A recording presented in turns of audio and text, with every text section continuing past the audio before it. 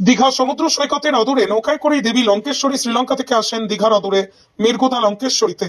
নৌকায় করে দেবী লঙ্কেশ্বরী শ্রীলঙ্কা থেকে আসেন দীঘার অদূরে মির্গোদা লঙ্কেশ্বরীতে। লঙ্কেশ্বরীর মা কিভাবে এলেন দীঘায়? 2000 বছর আগের ইতিহাস দীঘার মন্দিরে। লঙ্কেশ্বরী মায়ের ইতিহাস বহু প্রাচীন। ইতিহাস প্রচলিত কাহিনী ও পৌরাণিক ইতিবৃত্তের সংমিশ্রণে লঙ্কেশ্বরীকে মহিমান্বিত করেছে। পূর্ব মেদিনীপুরের সমুদ্র উপকূলবর্তী রামনগরে মির্গোদায় অবস্থিত এই মন্দির। এই দেবী শ্রীলঙ্কার অধিষ্ঠাত্রী দেবী রূপে পূজিত হন এখানে।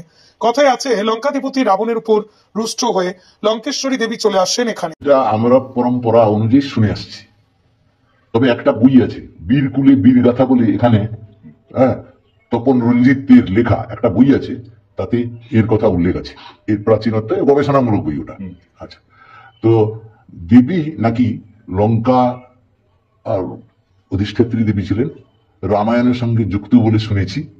যে রাম রাবণের যুদ্ধের সময়ে রাবণের প্রতি বীতশ্রদ্ধ হয়ে রাবণের অন্যায় কাজকে সমর্থন করতে না পেরে দেবী বিমুখ হয়ে চলে এসেছিলেন।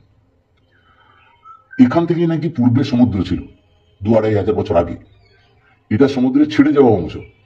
সামনের নিচু এলাকা, জমি এলাকা দেখলে আপনারা বুঝতে পারবেন, সেগুলো নাকি আগে বীরকুল খাল ছিল ওটা। রাবণের সীতাহরণ সহ নানান অন্যায় কাজে অসন্তুষ্ট ক্রুদ্ধ হন। লঙ্কা ছেড়ে একটি সুন্দর নৌকায় করে চলে আসেন এখানে। 1500 থেকে 2000 বছর আগে এখানে সমুদ্র ছিল, যার কিছু প্রমাণ এখনো রয়েছে এখানে। প্রায় 500 বছর আগে কালাপাহাড়ের আক্রমণে প্রাচীন মন্দিরটি সম্পূর্ণ নষ্ট হয়ে যায়। পরবর্তীকালে সাধারণ এক মন্দির নির্মিত হয়। এই মন্দিরকে ঘিরে নানা অলৌকিক কাহিনী প্রচলিত রয়েছে। এই মন্দিরের পিছনে রয়েছে এক বিশেষ গাছ, যার নাম কেউই জানে না। যে গাছের নাম অজানা গাছ। মায়ের মন্দিরে যেমন ভোগ দেওয়া হয়, ঠিক তেমন ভাবে মন্দিরের পিছনে সেই অজানা গাছের পিছনে ভোগ দেওয়া হয়। প্রায় প্রতি বছরই আমরা আসি, বছরে প্রায় আসি, পুজো দিয়ে আসি। মায়ের এখানে প্রচুর জাহির আছে, সেজন্য এখানে আসি আমরা পুজো দিতে। মানে মা খুব জাগ্রত দেবী। হ্যাঁ হ্যাঁ হ্যাঁ।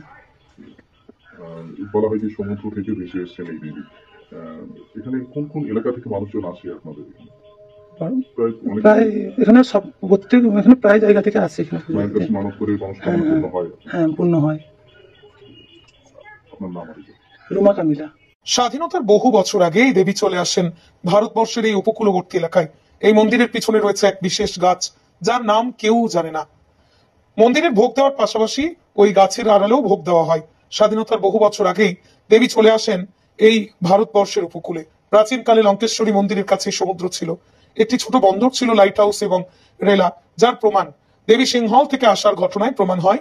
সিংহলের সাথে এই বন্দরের যোগাযোগ ছিল। ইপসিও এসেছিলেন এবং হিউয়েন সাং এর কয়েক বছরের পর 673 খ্রিস্টাব্দে এসেছিলেন। লঙ্কেশ্বরী দেবীকে খুব ভালো করে দেখলেই বোঝা যায় যে উনি সম্ভবত বিষ্ণুর অবতার, বরাহ দেবতা। খোঁড়াখুড়ি করলেই বেরিয়ে আসবে মন্দিরের ধ্বংসাবশেষ। কল্পনা সাহু। কতদিন ধরে আসেন এখানে মায়ের কাছে? আমরা ছোট থেকেই আসি, ছোটবেলা থেকে। আমাদের বাড়িতে বাপের বাড়ি। মায়ের কাছে পুজো দিলে বা মনস্কামনা পূরণ হয় আপনাদের? হ্যাঁ, মনে পূরণ হয় বলে তো আসি। মাকে নিয়ে কি জানেন বা কাহিনী? অনেক কাহিনী রয়েছে মাকে নিয়ে। শোনার কথা যে মা সমুদ্র থেকে মানে এসেছেন, ভেসে। আপনারা কি প্রায় আসেন না?